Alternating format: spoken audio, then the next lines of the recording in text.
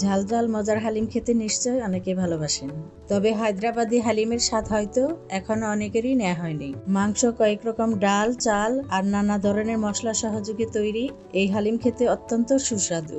বাইরে থেকে সবাই কম বেশি হালিম কিনে খেয়ে থাকেন, তবে স্বাস্থ্যের কথা চিন্তা করলে ঘরেই কিন্তু বানাতে পারবেন এই মজার হালিম।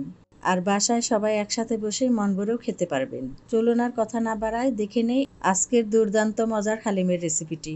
হালিম বানাতে আমাদের লাগবে ছোলার ডাল আধা কাপ, মুগ ডাল আধা কাপ, মাসকলাইয়ের ডাল আধা কাপ, মুসুর ডালও আধা কাপ, খেসারির ডাল নিচ্ছি আধা কাপ, সবশেষে পোলাওয়ের চাল নিচ্ছি আধা কাপ। এরপর পানি দিয়ে ভিজিয়ে রাখবো 1 ঘন্টার মতো। ভিজিয়ে রাখার পর ব্যবহারের আগে ভালো মতো পানি দিয়ে ধুয়ে নিতে হবে। এবার এক সাইডে রেখে কিছু মশলা গুঁড়া করে নিচ্ছি। দিচ্ছি কিছু এলাচ, আস্ত গোলমরিচ, সামান্য কাবাব চিনি, জয়ত্রী আর আস্ত শাহি জিরা নিচ্ছি। এরপর দিব আস্ত লং অর্ধেকটা জয়ফল,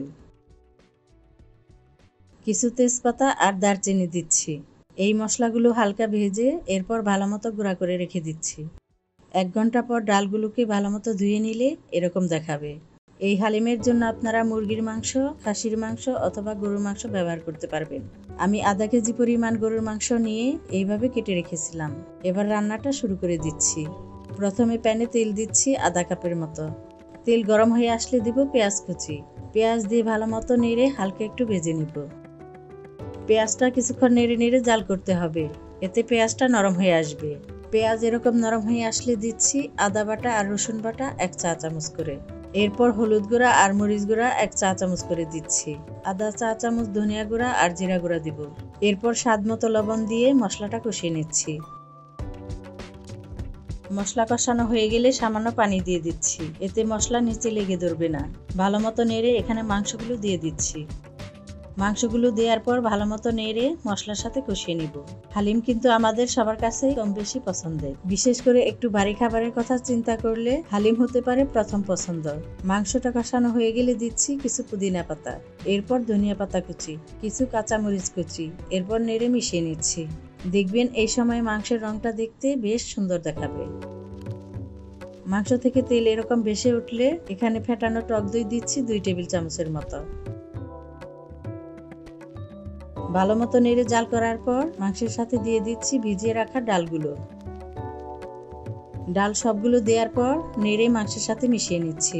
এবার চুলার আঁচ বাড়িয়ে 2 মিনিট নেড়ে নেড়ে জাল করে কষাবো। 2 মিনিট জাল করার পর এখানে এরকম 2 বাটি পানি দিয়ে দিচ্ছি। এরপর চুলার আঁচ কমিয়ে রেখে জাল করব 3 থেকে 4 ঘন্টার মতো। এই সময় ডাল আস্তে আস্তে জাল হয়ে একদম সেদ্ধ হয়ে আসবে। চাইলে ঢেকেও জাল করতে পারেন, তাতে সময় একটু কম লাগবে। প্রায় 3 ঘন্টার মতো জাল করার পর ডাল সব গুলে হালিমটা এরকম হয়ে আসবে। এরকম রং হবে আর উপরে ঘন একটা লেয়ার আসবে। আপনাদেরকে নেড়ে দেখিয়ে দিচ্ছি মাংস আর ডাল কেমন হয়ে আসবে। ভিডিওটা দেখেই হয়তো অনেকের খেতে ইচ্ছে করবে, কিন্তু এখনো হালিম রান্নাটা শেষ হয়নি, আরো অনেক বেশ কিছু প্রসেস বাকি রয়েছে। এবার শুরুতে যে মশলা গুঁড়া করে রেখেছিলাম সেই মশলা দিচ্ছি 2 চা চামচ। মশলা দেওয়ার পর ভালো মতো নেড়ে মিশিয়ে ফেলবো। চুলার আঁচ এই সময় একদম কমিয়ে রাখবেন, এই অল্প আঁচে রান্না হতে থাকবে।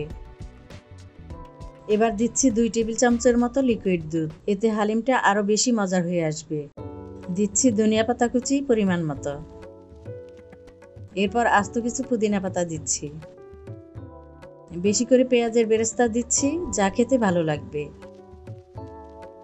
কাঁচামরিচ কুচি দিচ্ছি 2টা। এরপর একটা প্যানে 2 টেবিল চামচ ঘি আর 2 টেবিল চামচের মতো রান্নার তেল একসাথে গরম করে কিছু কাজু বাদাম হালকা ভেজে নিব। হালকা একটু রং করে ভেজে কিছু বাদাম উঠিয়ে রাখবো পরে ডেকোরেশনের জন্য। কিছু বাদাম উঠিয়ে রাখার পর আধা চা চামচ লাল মরিচ গুঁড়া দিয়ে সাথে সাথে নেড়ে মিশিয়ে হালিমের উপর দিয়ে দিচ্ছি। বেশ লোভনীয় এই হালিম যেদিন বাসায় বানাবেন, হালিমের সুন্দর ফ্লেভারে বাসার সবাই কিন্তু টের পেয়ে যাবে আপনি আজ মজার কিছু একটা বানাচ্ছেন। ভালো মতো নেড়ে সবকিছু মিশিয়ে নিচ্ছি।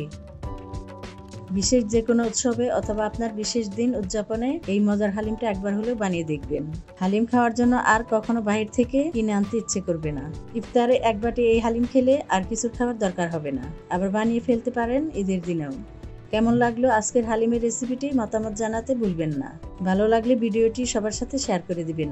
আজকের মতো বিদায় নিচ্ছি। সবাই ভালো থাকবেন, সুস্থ থাকবেন। আল্লাহ হাফেজ।